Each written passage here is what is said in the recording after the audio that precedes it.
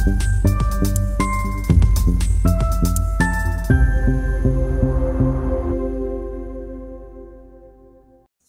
मित्रांनो, 7 ऑक्टोबर 2023 हमासच्या हजारो दहशतवाद्यांनी, आणि नुसते दहशतवादी नव्हते, त्याच्यात सामान्य नागरिकही होते, इस्रायल आणि गाझा पट्टीतील सीमारेषा ओलांडून ते कुंपण आहे ते तोडून त्याच्यावरनं उड्या मारून ते इस्रायलमध्ये घुसले आणि इस्रायलचे जवळपास 1200 सामान्य नागरिक आणि 200 पोलीस सैनिक त्यांची अतिशय निघृणपणे हत्या करण्यात आली। त्याचं वर्णन मी आत्ता करत नाही, कारण आता आपण त्या घटनेला लवकरच 2 वर्ष पूर्ण करत आहोत। पण ही 2 वर्ष पूर्ण होत असताना गाझा पट्टीत चाललेलं युद्ध थांबण्याची शक्यता निर्माण झालेली आहे। अमेरिकेचे अध्यक्ष डोनाल्ड ट्रम्प यांनी एक शांतता प्रस्ताव सादर केलेला आहे। तो प्रस्ताव त्यांच्या आणि इस्रायलचे पंतप्रधान बेंजामिन नेतान्याहू यांच्या भेटीमध्ये सादर करण्यात आला। त्याबाबत घोषणा म्हणजे त्याचं सुतोवाच ट्रम्प आणि तुर्कीचे अध्यक्ष रजीब तय्यब अर्दवान यांच्या भेटीमध्ये त्याचं सुतोवाच करण्यात आलं। अमेरिकेमध्ये ट्रम्प हे पाकिस्तानचे पंतप्रधान शहबाज शरीफ आणि आसिम मुनीर यांनाही भेटले होते, त्यातही याच्यावर चर्चा झाली। आणि जेव्हा हा प्रस्ताव सादर करण्यात आला तेव्हा त्याचं स्वागत करणाऱ्यांमध्ये सर्व आखाती अरब देश, पाकिस्तान, इंडोनेशिया, युरोपीय देश, अगदी पंतप्रधान नरेंद्र मोदींनीही त्याचं स्वागत केलेलं आहे। इस्रायलचे पंतप्रधान बेंजामिन नेतान्याहू यांनी त्याच्याबद्दल साशंकता व्यक्त केलेली आहे, कारण त्यांना माहिती आहे हमास काय आहे हे इस्रायल इतकं चांगलं कोणाला माहिती नाही आहे, आणि त्यामुळे त्यांनी त्याच्याबद्दल थोडीशी साशंकता व्यक्त केली असली तरी ट्रम्प यांच्या प्रस्तावाला त्यांनी इस्रायलनी पूर्णपणे पाठिंबा दिलेला आहे। हा प्रस्ताव आणि त्याचे मुद्दे मी तुमच्या पुढे या व्हिडिओद्वारे सादर करत आहे। हमासपर्यंत हा प्रस्ताव पोचवलेला आहे, अजून त्यांनी अधिकृत भूमिका घेतलेली नाही आहे, पण जर त्यांनी मान्य केला, हा प्रस्ताव मान्य केला, तर मग प्रश्न पडतो की नेमकं कशासाठी हमास हे युद्ध गेली 2 वर्ष लढत होता। कारण जी मागणी इस्रायलने या युद्धाच्या सुरुवातीपूर्वी किंवा या युद्धादरम्यान झालेल्या पहिला शांतता करारात, त्याला म्हणजे युद्धविरामात, या शांतता करार म्हणणार नाही, युद्धविरामाच्या दरम्यान जी मागणी इस्रायलने केली होती तीच मागणी ट्रम्प यांनी आता केलेली आहे। म्हणजे हे तेव्हाच जर हमासने मान्य केलं असतं तर एवढा नरसंहार टळला असता। पण जेवढं हे युद्ध चाललं त्यात इस्रायलनी त्यांचे सगळे प्रतिस्पर्धी, याच्यामध्ये गाझा पट्टीत हमास असेल, लेबनॉनमध्ये हिजबुल्ला असेल, सिरियाची बशर अल असाद यांची राजवट असेल, येमेनमधलं हुती बंडखोर असतील आणि इराण असेल, या सगळ्यांचं कंबरडं मोडून ठेवलं। तर आधी या प्रस्तावाकडे बघूया। या प्रस्तावाचा पहिला मुद्दा असा आहे की हा प्रस्ताव लागू झाल्यास, म्हणजे आधी इस्रायल थोडीशी माघार घेईल गाझा पट्टीतून, मग हमासला 72 तास देण्यात येतील। या 72 तासात हमासला इस्रायलचे जवळपास अजूनही 48 लोक हमासच्या ताब्यात आहेत, त्यातले बरेच जण मेले असावेत असा अंदाज आहे, कारण एवढं युद्ध चालू असताना 2 वर्ष तग धरणं अवघड आहे। आणि त्यातले जे जिवंत आहेत त्यांना, तसेच जे मृत पावलेले आहेत त्यांचे अवशेष हमासला परत करायचे आहेत। ते केल्यानंतर इस्रायल आणखीन गाझा पट्टीतून माघार घेईल, अर्थात गाझाच्या सीमेवर काही भाग त्याच्यात त्यांचं सैन्य राहील, कारण भविष्यात पुन्हा हल्ला व्हायला नकोय। पण यातले महत्त्वाचे मुद्दे असे आहेत की गाझा पट्टी हे डिमिलिटराइज असेल, म्हणजे हमासला भविष्यात स्वतःचं लष्कर, स्वतःचं सशस्त्र सेना ठेवता येणार नाही। तिचं डिरॅडिकलायझेशन करणं गरजेचं आहे, कारण हमासच्या शासनात 3-3, 4-4 वर्षाच्या मुलांना जिहादचे धडे देण्यात येतात। शाळांच्या फॅन्सी ड्रेस स्पर्धांमध्येही सुसाईड बॉम्बर, आत्मघाती हल्ला करण्यासाठी त्याची वेशभूषा लहान मुलांना, 3-4 वर्षाच्या लहान मुलांना, आणि तुला मोठेपणी कोण व्हायचं आहे, तर मला शहीद व्हायचं आहे, मला आत्मघाती हल्ला करायचा आहे, अशा गोष्टींना त्याच्यामध्ये उद्युक्त केलं जातं। दुसरा मुद्दा आहे की गाझा पट्टीचा पुनर्विकास करावा लागेल, तो करण्याची आवश्यकता आहे. कारण 70% जास्त इमारती गाझापट्टीतल्या पूर्ण किंवा अर्धवट उद्ध्वस्त झालेल्या आहेत आणि या घरांमध्ये लोकांना राहणं अवघड आहे आणि त्यामुळे पूर्णच्या पूर्ण गाझापट्टी ही नव्याने उभारावी लागेल. आणि अर्थात ते करायचं तर त्याच्यासाठी खूप मोठ्या प्रमाणावर गुंतवणूक अपेक्षित आहेत. त्याच्यात ज्यांना गाझापट्टीतच राहायचं आहे पुनर्वसन छावण्यांमध्ये ते तिथे राहू शकतात. ज्यांना त्याच्या बाहेर जायचं आहे त्यांच्यासाठी तात्पुरती तशी सोय उपलब्ध करून दिली जाईल. जर दोन्ही बाजूंची मान्यता असेल तर हे युद्ध तातडीने संपेल किंवा त्याचं युद्ध थांबेल. त्यामध्ये सर्व लष्करी कारवाई, नौदलाची कारवाई, तोफखाना, हवाई दल सगळ्या गोष्टी थांबवल्या जातील. 72 तासामध्ये सर्व होस्टेजेस आहेत, बंधक आहेत, त्यांची सुटका करावी लागेल.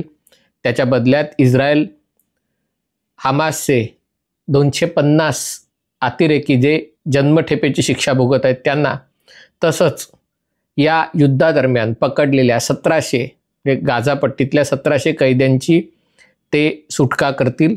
जे इस्रायलकडून हमास 48 लोकांना सोडेल. इस्रायल त्यांच्या तुरुंगात असलेले 250 जन्मठेपेचे कैदी आणि 1700 जे गाझापट्टीतले विरोध करणारे लोक त्यांना सोडेल. त्याच्यानंतर याचा अर्थ असा होतो की प्रत्येक इस्रायली बंधकाच्या बदल्यात इस्रायल 15 लोकांची मुक्तता करेल.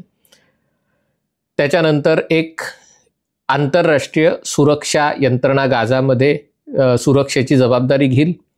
माझा असा अंदाज आहे की पाकिस्तानचा या सगळ्या यंत्रणेत समावेश व्हावा यासाठी बहुतेक पडद्यामागच्या हालचाली चालू होत्या. कारण मला वाटत नाही सौदी अरेबिया की इतर अरब देश याच्यामध्ये खूप मोठ्या प्रमाणावर सैनिक ठेवतील आणि त्याच्यामुळे गाझापट्टीत अनेक अरब मुस्लिम देशांचे सैनिक तिथे असू शकतील. त्यात कदाचित पाकिस्तानचा नंबर लागेल. पण हे घोषित होईपर्यंत थांबलेलं बरं. पण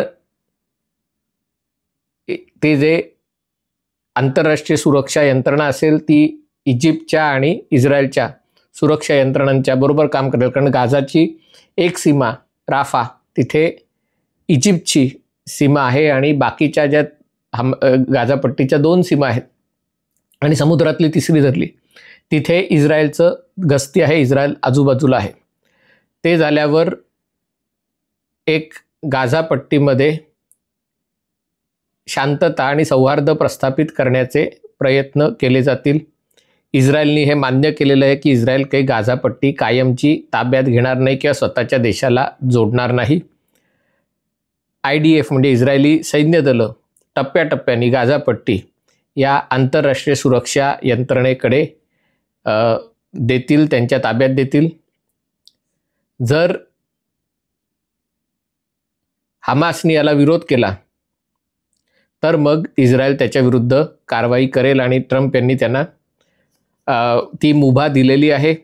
याच्यामध्ये जर शांतता करार की हमासने हे सगळं मान्य केलं. कारण इथे घोडं कुठे अडलेलं की हे 2005 सालापासून सुरू आहे. जेव्हा हमास सत्तेवर आलं, हमास निवडणुका जिंकलं होतं, पण तेव्हा याच अटी घातल्या होत्या की तुम्हाला जर राज्य करायचं असेल तर तुम्हाला इस्रायलच्या सोबत राहायची आमची तयारी आहे हे मान्य करावं लागेल. तुम्ही असं म्हणू शकत नाही की मी सत्तेवर आलो तर मी इस्रायलला उद्ध्वस्त करेन आणि इस्रायल विरुद्ध युद्ध करेन. जे पॅलेस्टाईन आणि इस्रायल यांच्यामध्ये जे करार झालेले ते हमासला मान्य करावे लागतील. त्याची देखील हमासची तयारी नव्हती आणि त्यामुळे या सगळ्या गोष्टी 20 वर्ष जुन्या आहेत. त्याच या कराराच्या किंवा या शांतता प्रस्तावातही ते आहे.